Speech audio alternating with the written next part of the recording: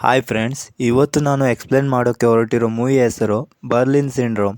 ಕಥೆಯಲ್ಲಿ ಮೊದಲು ನಮಗೆ ಒಂದು ಆಸ್ಟ್ರೇಲಿಯನ್ ಹುಡುಗಿಯನ್ನು ತೋರಿಸಲಾಗುತ್ತೆ. ಈಕೆ ಒಬ್ಬಳು ಟ್ರಾವೆಲರ್ ಆಗಿರ್ತಾಳೆ. ಇವಳ ಹೆಸರು ಕ್ಲೇರಾ. ಪ್ರೊಫೆಷನ್ ಆಗಿ ಇವಳು ಫೋಟೋಗ್ರಾಫರ್. ಅದಕ್ಕೆ ಬರ್ಲಿನ್ಗೆ ಸುತ್ತಾಡೋಕೆ ಬಂದಿದ್ದಾಳೆ. ಅಲ್ಲಿ ಸುತ್ತಾಡುವಾಗ ಅವಳು ಒಂದು ಲೈಬ್ರರಿಯನ್ನು ನೋಡ್ತಾಳೆ. ಅಲ್ಲಿಗೆ ಹೋಗಿ ಅವಳು ಕೆಲವೊಂದಿಷ್ಟು ಸ್ಕೆಚ್ ಬುಕ್ಸನ್ನು ಖರೀದಿ ಮಾಡ್ತಾಳೆ. ಅಲ್ಲಿಂದ ಹೊರಗಡೆ ಬಂದು ರಸ್ತೆ ದಾಟುವಾಗ ಒಂದು ಹುಡುಗನ ಜೊತೆ ಡಿಕ್ಕಿ ಆಗುತ್ತೆ.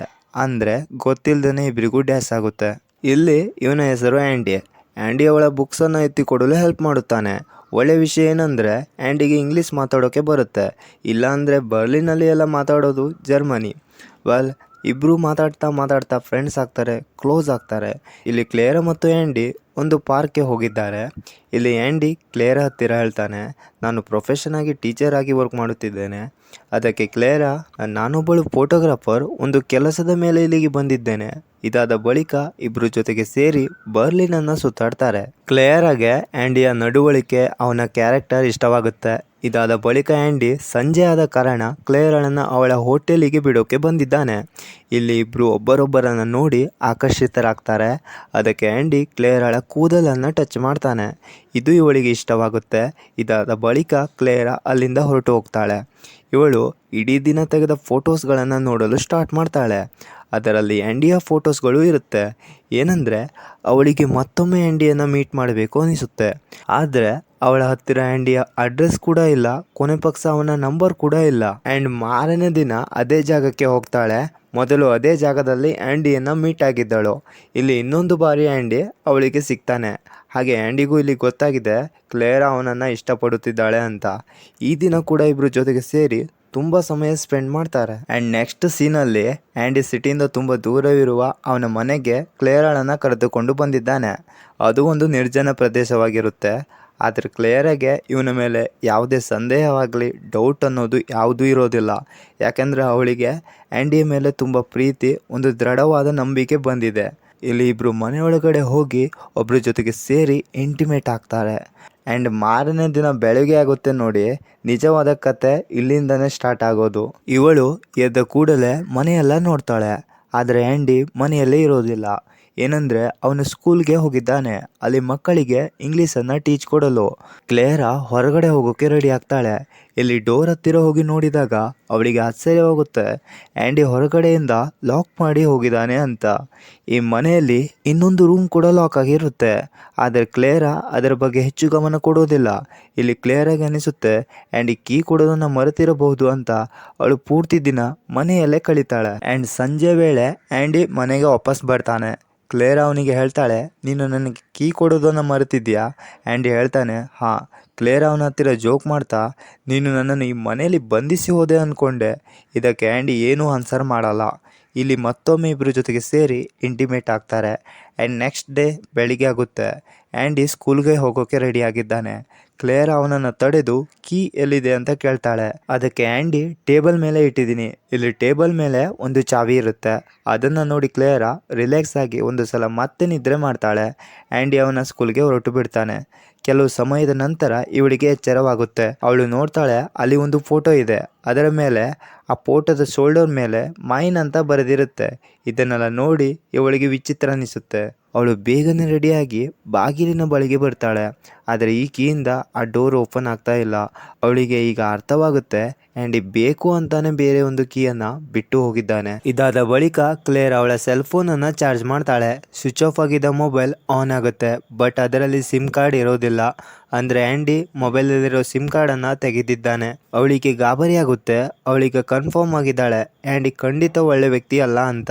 ಅವಳೀಗ ಹೇಗಾದರೂ ಮಾಡಿ ಇಲ್ಲಿಂದ ತಪ್ಪಿಸಿಕೊಂಡು ಹೋಗಬೇಕು ಅಂದ್ಕೊಳ್ತಾಳೆ. ಅದಕ್ಕೆ ಒಂದು ಚೇರ್ ತೆಗೆದುಕೊಂಡು ವಿಂಡೋ ಗ್ಲಾಸಿಗೆ ಹೊಡೆಯಲು ಪ್ರಯತ್ನ ಮಾಡ್ತಾಳೆ. ಮೊದಲಿರೋ ಗ್ಲಾಸ್ ಒಡೆದು ಹೋಗುತ್ತೆ. ಅದರ ಹೊರಗಡೆ ಇನ್ನೊಂದು ಗ್ಲಾಸ್ ಇರುತ್ತೆ. ಅದು ತುಂಬಾನೇ ಗಟ್ಟಿ ಇರುತ್ತೆ. ಅವಳಿಗೆ ಅರ್ಥವಾಗುತ್ತೆ ಆ್ಯಂಡಿ ಪೂರ್ತಿ ಪ್ಲಾನ್ ಮಾಡಿ ಅವಳನ್ನು ಕೂಡಿ ಹಾಕಿದ್ದಾನೆ ಅಂತ. ಸಂಜೆ ವೇಳೆ ಆ್ಯಂಡಿ ಮನೆಗೆ ಬರ್ತಾನೆ. ಆದರೆ ಈಗ ಕ್ಲೇರಾ ಇಲ್ಲಿಂದ ಹೊರಡಬೇಕು ಅಂದ್ಕೊಳ್ತಾಳೆ. ಆದರೆ ಆ್ಯಂಡಿ ಅವಳಿಗೆ ಹೋಗೋಕೆ ಬಿಡದೆ ಅವಳನ್ನು ತಡೆದು ಡೋರ್ ಲಾಕ್ ಮಾಡಿ ಬಿಡ್ತಾನೆ. ಇದಾದ ಬಳಿಕ ಅವನು ಮನೆ ಒಳಗಡೆ ಬರ್ತಾನೆ. ಮನೆಯ ಸ್ಥಿತಿ ನೋಡಿ ಆ್ಯಂಡಿಗೆ ಅರ್ಥವಾಗುತ್ತೆ. ಕ್ಲೇರಾಗೆ ಎಲ್ಲ ವಿಷಯ ಗೊತ್ತಾಗಿದೆ ಅಂದ್ಕೊಳ್ತಾನೆ. ಕ್ಲೇರಾ ಅವನ ಹತ್ತಿರ ಕೇಳ್ತಾಳೆ, ಇದೆಲ್ಲ ಏನು? ನನ್ನನ್ನು ಯಾಕೆ ಇಲ್ಲಿಂದ ಹೊರಡೋಕೆ ಬಿಡ್ತಾ ಇಲ್ಲ? ಅದಕ್ಕೆ ಆ್ಯಂಡಿ, ನೀನು ನನ್ನ ಹತ್ತಿರ ಹೇಳಿದ್ದೆ ನಾವಿಬ್ಬರು ಜೀವನ ಪೂರ್ತಿ ಜೊತೆಗಿರೋಣ ಅಂತ. ನಿಜ ಏನಂದ್ರೆ ಈ ಮಾತನ್ನ ಕ್ಲೇರಾ ಆ್ಯಂಡಿಗೆ ಹೇಳಿರ್ತಾಳೆ. ಇಲ್ಲಿ ಇವಳಿಗೆ ಅರ್ಥವಾಗುತ್ತೆ ಆ್ಯಂಡಿಯ ಮೈಂಡ್ ಪೂರ್ತಿಯಾಗಿ ಸ್ಟೇಬಲ್ ಇಲ್ಲ. ಕ್ಲೇರಾ ಯಾಕೆ ನೀನು ಹೀಗೆ ಮಾಡಿದೆ ಅಂತ ರೇಗಾಡ್ತಾಳೆ. ಅವನ ಮೇಲೆ ಹಾಗೆ ಕೈ ಕೂಡ ಮಾಡ್ತಾಳೆ. ಇದಕ್ಕೆ ಅವನು ಏನೂ ರೆಸ್ಪಾನ್ಸ್ ಮಾಡಲ್ಲ. ಮತ್ತೆ ಅವಳನ್ನು ಹೊರಗಡೆ ಹೋಗೋಕ್ಕೂ ಬಿಡೋದಿಲ್ಲ. ಸೈಕೋ ಥರ ಆಡ್ತಾ ಇದ್ದಾನೆ. ಆ್ಯಂಡ್ ಮಾರನೇ ದಿನ ಬೆಳಿಗ್ಗೆ ಬೇಗ ಎದ್ದು ಸ್ಕೂಲ್ಗೆ ಹೋಗ್ತಾನೆ. ಸ್ಕೂಲ್ಗೆ ಹೋಗೋಕ್ಕೂ ಮುಂಚೆ ಇವಳ ಕೈಕಾಲು ಹಗ್ಗದಿಂದ ಕಟ್ಟಿ ಹಾಕಿ ಹೋಗಿದ್ದಾನೆ. ಯಾಕೆಂದರೆ ಅವಳು ತಪ್ಪಿಸಿಕೊಂಡು ಹೋಗಬಾರದೆಂದು. ಇಲ್ಲಿ ಆ್ಯಂಡಿ ಸ್ಕೂಲಿಂದ ಬಂದ ನಂತರ ಅವನು ಅವನ ಡ್ಯಾಡನ್ನು ಮೀಟ್ ಆಗ್ತಾನೆ. ತಂದೆ ಹತ್ತಿರ ಹೇಳುತ್ತಾ, ನನಗೆ ಹೊಸ ಗರ್ಲ್ ಫ್ರೆಂಡ್ ಇದ್ದಾಳೆ, ಅವಳ ಹೆಸರು ಕ್ಲೇರಾ. ಇನ್ನೊಂದು ಫ್ಯಾಕ್ಟ್ ಏನಂದರೆ ಇದಕ್ಕೂ ಮುಂಚೆ ಇವನಿಗೆ ಒಂದು ಗರ್ಲ್ ಫ್ರೆಂಡ್ ಇರ್ತಾಳೆ. ಆದರೆ ಅವಳು ಸಡನ್ ಆಗಿ ಕಣ್ಮರೆಯಾಗಿರ್ತಾಳೆ. ಎಲ್ಲಿ ಹೋದ್ಲು ಏನಾದ್ಲು ಅಂತ ಯಾರೊಬ್ಬರಿಗೂ ಗೊತ್ತಾಗಿರೋದಿಲ್ಲ. ಆ್ಯಂಡ್ ಸಂಜೆ ವೇಳೆ ಆ್ಯಂಡಿ ಮನೆಗೆ ವಾಪಸ್ ಬರ್ತಾನೆ. ಇಲ್ಲಿ ಕ್ಲೇರಾಳ ಸ್ಥಿತಿ ತುಂಬಾನೇ ಕೆಟ್ಟದಾಗಿದೆ. ಹೇಗೆ ಅಂದರೆ ಅವಳು ಇಡೀ ದಿನ ಏನೂ ತಿಂದಿಲ್ಲ, ಒಂದು ಹನಿ ನೀರು ಕುಡಿಯೋಕ್ಕೂ ಆಗಿರುವುದಿಲ್ಲ. ಆ್ಯಂಡಿ ಅವಳಿಗೆ ಹೇಳ್ತಾನೆ, ನಿನ್ನ ತಾಯಿಗೆ ನಾನು ಮೆಸೇಜ್ ಮಾಡಿ ಹೇಳಿದ್ದೇನೆ ನೀನು ಪೂರ್ತಿಯಾಗಿ ನನ್ನ ಜೊತೆ ಸೇಫ್ ಆಗಿದ್ದಾಳೆ ಅಂತ. ನೀನು ವರಿ ಮಾಡಬೇಡ, ನಿನ್ನ ಬಗ್ಗೆ ಅವರು ಏನೂ ಚಿಂತೆ ಮಾಡೋದಿಲ್ಲ. ಇದರೊಂದಿಗೆ ಈ ರಾತ್ರಿ ಕಳೆದು ಹೋಗುತ್ತೆ.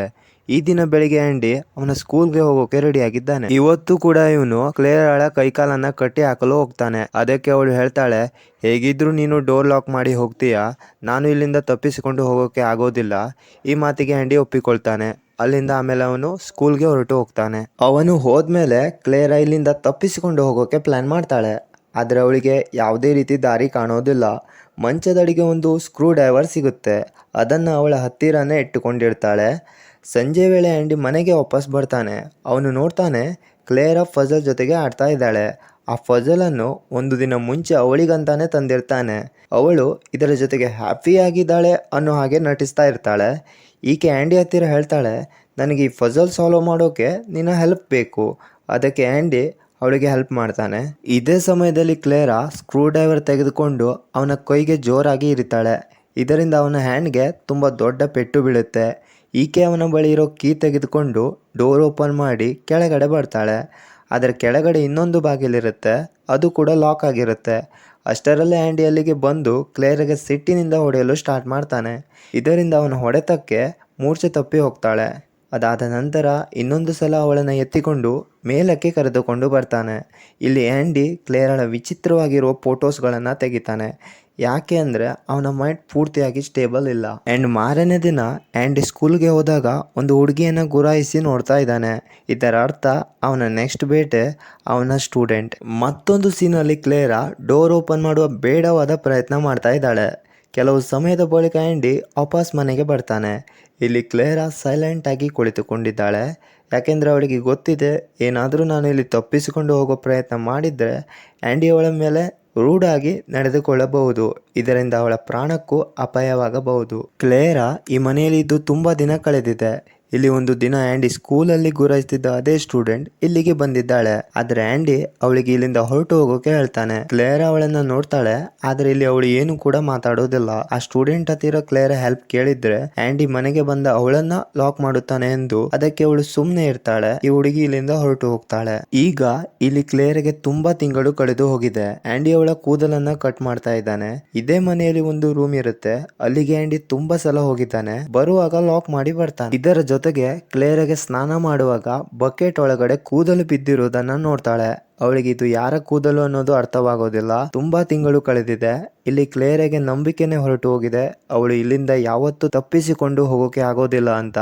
ವಿಂಟರ್ಸ್ ಟೈಮ್ ಬರುತ್ತೆ. ಅವಳನ್ನ ಇದೇ ಮನೆಯಲ್ಲಿ ಬಿಟ್ಟು ಹೋಗಿದ್ದಾನೆ ಆ್ಯಂಡಿ. ಇಲ್ಲಿ ಎಲೆಕ್ಟ್ರಿಸಿಟಿ ಕೂಡ ಇಲ್ಲ. ಇದರಿಂದ ಅವಳಿಗೆ ತುಂಬಾ ಚಳಿ ಆಗುತ್ತೆ. ಕೆಲವು ದಿನಗಳ ಬಳಿಕ ಆ್ಯಂಡಿ ಮನೆಗೆ ವಾಪಸ್ ಬರ್ತಾನೆ. ಏನಂದ್ರೆ ಅವನ ತಂದೆ ತೀರಿ ಹೋಗಿರ್ತಾರೆ. ಅದಕ್ಕೆ ತುಂಬಾ ದಿನದ ಬಳಿಕ ಇಲ್ಲಿಗೆ ಬರ್ತಾನೆ. ಅವಳ ಮುಂದೆ ಬಂದು ಅಳೋಕೆ ಸ್ಟಾರ್ಟ್ ಮಾಡ್ತಾನೆ.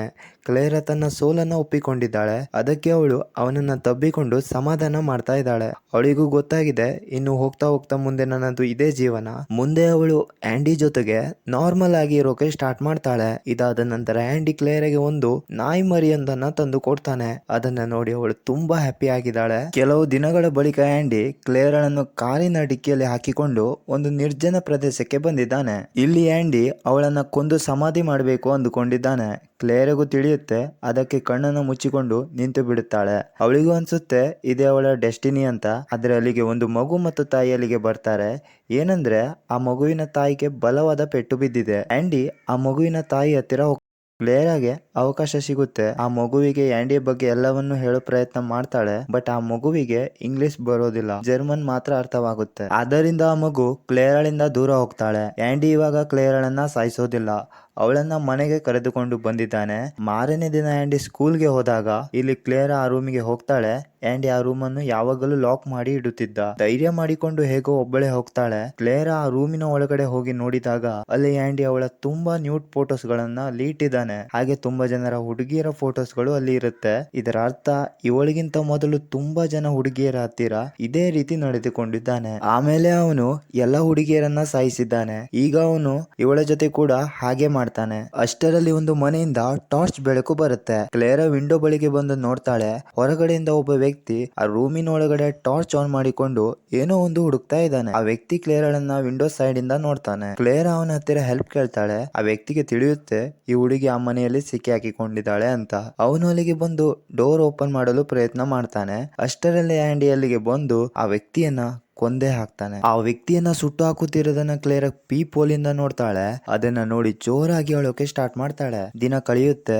ಆಂಡಿ ಅವನ ವಿದ್ಯಾರ್ಥಿಯ ನೋಟ್ ಬುಕ್ ಅನ್ನು ಚೆಕ್ ಮಾಡಲು ಮನೆಗೆ ತೆಗೆದುಕೊಂಡು ಬಂದಿದ್ದಾನೆ. ಇದನ್ನ ನೋಡಿ ಕ್ಲೇರಾಳ ಮೈಂಡ್ ಅಲ್ಲಿ ಏನೋ ಒಂದು ಪ್ಲಾನ್ ಓಡ್ತಾ ಇದೆ. ಆ ನೋಟ್ ಬುಕ್ ಯಾರದಂದ್ರೆ ಆಂಡಿ ಸ್ಕೂಲಲ್ಲಿ ಗುರಾಯಿಸ್ತಿದ್ದ ಆ ಹುಡುಗಿ ಅವಳದ್ದೇ ನೋಟ್ಬುಕ್ ಆಗಿರುತ್ತೆ. ಬಟ್ ಅವಳ ನೋಟ್ಬುಕ್ ಅಲ್ಲಿ ಈಕೆಯ ಫೋಟೋವನ್ನ ಇಡೋದು ಅಷ್ಟೊಂದು ಸುಲಭದ ಮಾತಲ್ಲ. ಯಾಕಂದ್ರೆ ಆಂಡಿ ಆ ನೋಟ್ಬುಕ್ ಬಳಿಗೆ ಕುಳಿತುಕೊಂಡಿದ್ದಾನೆ, ನ್ಯೂಸ್ ಪೇಪರ್ ಓದ್ತಾ ಇದ್ದಾನೆ. ಅದರಲ್ಲಿ ಒಂದು ಆರ್ಟಿಕಲ್ ಇರುತ್ತೆ. ಅದೇನಂದ್ರೆ ಕ್ಲೇರಾ ಎಂಬ ಹುಡುಗಿ ಕಾಣೆಯಾಗಿದ್ದಾಳೆ. ಇಲ್ಲಿ ಈಗ ಆಂಡಿಗೆ ತೊಂದರೆ ಇದೆ. ಅದಕ್ಕೆ ಅವನು ಕ್ಲೇರಾಗೆ ನಿನ್ನ ಸಾಮಾನೆಲ್ಲ ಪ್ಯಾಕ್ ಮಾಡ್ಕೊ ಅಂತಾನೆ. ಒಂದು ಇವನು ನನ್ನನ್ನ ಸಾಯಿಸ್ತಾನೆ, ಇಲ್ಲ ಅಂದ್ರೆ ಬೇರೆ ಒಂದು ಕಡೆ ಶಿಫ್ಟ್ ಮಾಡ್ತಾನೆ. ಅದಕ್ಕೆ ಅವಳು ಬೇಕು ಅಂತಾನೆ ತನ್ನ ಕೈಯನ್ನ ಬೆಂಕಿಗೆ ಕೊಡ್ತಾಳೆ. ಆಂಡಿ ಓಡುತ್ತಾ ರೂಮಿನ ಒಳಗಡೆ ಹೋಗ್ತಾನೆ, ಯಾಕಂದ್ರೆ ಸುಟ್ಟ ಗಾಯಕ್ಕೆ ಮೆಡಿಸಿನ್ ತರಲು. ಇದೇ ಸಮಯದಲ್ಲಿ ಕ್ಲೇರಾ ಆ ಹುಡುಗಿಯ ನೋಟ್ಬುಕ್ ಅಲ್ಲಿ ಅವಳ ಫೋಟೋವನ್ನ ಅಡಗಿಸಿ ಇಡ್ತಾಳೆ. ಆ ಫೋಟೋದಲ್ಲಿ ಆಂಡಿ ಅವಳ ಕೈಕಾಲು ಕಟ್ಟಿರುವುದನ್ನ ತೋರಿಸಲಾಗುತ್ತೆ. ಅಂಡ್ ಮಾರನೇ ದಿನ ಆಂಡಿ ಸ್ಕೂಲ್ಗೆ ಹೋಗಿ ಸ್ಟೂಡೆಂಟ್ ಗಳ ನೋಟ್ಬುಕ್ ಅನ್ನ ವಾಪಸ್ ಮಾಡ್ತಾನೆ. ಇಲ್ಲಿ ಆ ಹುಡುಗಿ ಅವಳ ನೋಟ್ಬುಕ್ ಅನ್ನ ಓಪನ್ ಮಾಡಿದಾಗ ಒಂದು ಫೋಟೋ ಇದೆ. ಅದರಲ್ಲಿ ಆಂಡಿ ಕ್ಲೇರಾಳ ಕೈಕಾಲನ್ನ ಕಟ್ಟಿ ಹಾಕಿದ್ದಾನೆ. ಕ್ಲೇರಾಳನ್ನ ಮೊದಲೇ ಆಂಡಿಯ ಮನೆಯಲ್ಲಿ ಹುಡುಗಿ ನೋಡಿದ್ದಾಳೆ. ಅವಳಿಗೆ ಅರ್ಥವಾಗಿದೆ ಆಂಡಿ ಕ್ಲೇರಾಳನ್ನ ಕೂಡಿ ಹಾಕಿದ್ದಾನೆ. ಅದಕ್ಕೆ ಅಲ್ಲಿಂದ ಓಡೋಕೆ ಸ್ಟಾರ್ಟ್ ಮಾಡ್ತಾಳೆ. ಆದ್ರೆ ಮಿಸ್ಟೇಕ್ ಆಗಿ ಅವಳ ನೋಟ್ಬುಕ್ ಇಂದ ಆ ಫೋಟೋ ಬೀಳುತ್ತೆ. ಇಲ್ಲಿ ಒಂದು ವಿದ್ಯಾರ್ಥಿ ಆ ಫೋಟೋವನ್ನ ತೆಗೆದುಕೊಂಡು ಆಂಡಿಗೆ ಕೊಡ್ತಾಳೆ. ಆಂಡಿಗೆ ಅರ್ಥವಾಗುತ್ತೆ ಆ ಸ್ಟೂಡೆಂಟ್ ಅವನ ಮನೆಗೆ ಹೋಗಿದ್ದಾಳೆ, ಯಾಕಂದ್ರೆ ಕ್ಲೇರಾಳನ್ನ ಬಿಡಿಸೋಕೆ. ಆಂಡಿ ಅವನ ಮನೆಗೆ ಬಂದಿದ್ದಾನೆ. ಅವನ ಕೈಯಲ್ಲಿ ಒಂದು ರಾಡ್ ಇದೆ. ಇದರ ಅರ್ಥ ಅವನ ಸ್ಟೂಡೆಂಟ್ ಹಾಗೂ ಕ್ಲೇರಾಳನ್ನ ಸಾಯಿಸಬೇಕು ಅಂತ ಇದ್ದಾನೆ. ಅವನು ನೋಡ್ತಾನೆ ಮನೆಯ ಡೋರ್ ಓಪನ್ ಆಗೇ ಇದೆ. ಅಷ್ಟರಲ್ಲಿ ಮೇಲಿಂದ ಶಬ್ದ ಬರುತ್ತೆ. ಅವನಿಗೆ ಡೌಟ್ ಬರುತ್ತೆ, ಇಬ್ಬರು ಮೇಲಿದ್ದಾರೆ. ಅದಕ್ಕೆ ಮೇಲೆ ಇರೋ ರೂಮಿನ ಕಡೆಗೆ ಹೋಗ್ತಾ ಇರ್ತಾನೆ. ಆದ್ರೆ ಕ್ಲೇರಾ ಅವನ ಮೈಂಡ್ ಡೈವರ್ಟ್ ಮಾಡಲು ಕೆಳಗಡೆಯಿಂದ ಕೂಗೋಕೆ ಸ್ಟಾರ್ಟ್ ಮಾಡ್ತಾಳೆ. ಇವನು ಕೆಳಗಡೆ ಬರ್ತಾನೆ. ಅವಳನ್ನ ಸಾಯಿಸೋಕೆ ಮನೆ ಒಳಗಡೆ ಹೋಗ್ತಾನೆ. ಕ್ಲೇರಾ ಹಿಂದೆಯಿಂದ ಬಂದು ಡೋರ್ ಲಾಕ್ ಮಾಡ್ತಾಳೆ. ಅವಳು ಆಂಡಿಯನ್ನ ಅದೇ ರೂಮ್ ಅಲ್ಲಿ ಲಾಕ್ ಮಾಡ್ತಾಳೆ. ಅಲ್ಲಿ ಸುಮಾರು ತಿಂಗಳು ಕ್ಲೇರಾ ಬಂದಿಯಾಗಿದ್ದಳು. ಕ್ಲೇರಾ ರೂಮಿನ ಹೊರಗಡೆ ಕುಳಿತುಕೊಂಡು ತುಂಬಾನೇ ಹೇಳ್ತಾಳೆ ಆಂಡಿಗೆ. ನಂತರ ಮೇಲೆ ಇರೋ ಹುಡುಗಿಯನ್ನ ಕರೆದುಕೊಂಡು ಅಲ್ಲಿಂದ ಹೊರಟು ಹೋಗ್ತಾಳೆ. ಇದಾದ ಬಳಿಕ ಬರ್ಲಿನ್ ರಸ್ತೆಯಲ್ಲಿ ಕ್ಲೇರಾಳನ್ನ ತೋರಿಸಲಾಗುತ್ತೆ. ತುಂಬಾ ದಿನಗಳ ನಂತರ ಅವಳು ಬಿಡುಗಡೆಯಾಗಿ ಮೆಲ್ಲನೆ ಉಸಿರು ಬಿಡುತ್ತಿದ್ದಾಳೆ. ಮತ್ತೊಂದು ಕಡೆ ಆಂಡಿ ಅವನ ಮನೆಯಲ್ಲಿ ಬಂದಿಯಾಗಿದ್ದಾನೆ. ಈ ಸ್ಟೋರಿ ಅರ್ಥ ಏನಂದ್ರೆ ಒಬ್ಬರಿಗೆ ನಾವು ಏನು ಮಾಡ್ತೀವೋ ನಮಗೂ ಅದೇ ಸಿಗುತ್ತೆ. ಕರ್ಮ ಯಾವತ್ತೂ ಬಿಡೋದಿಲ್ಲ.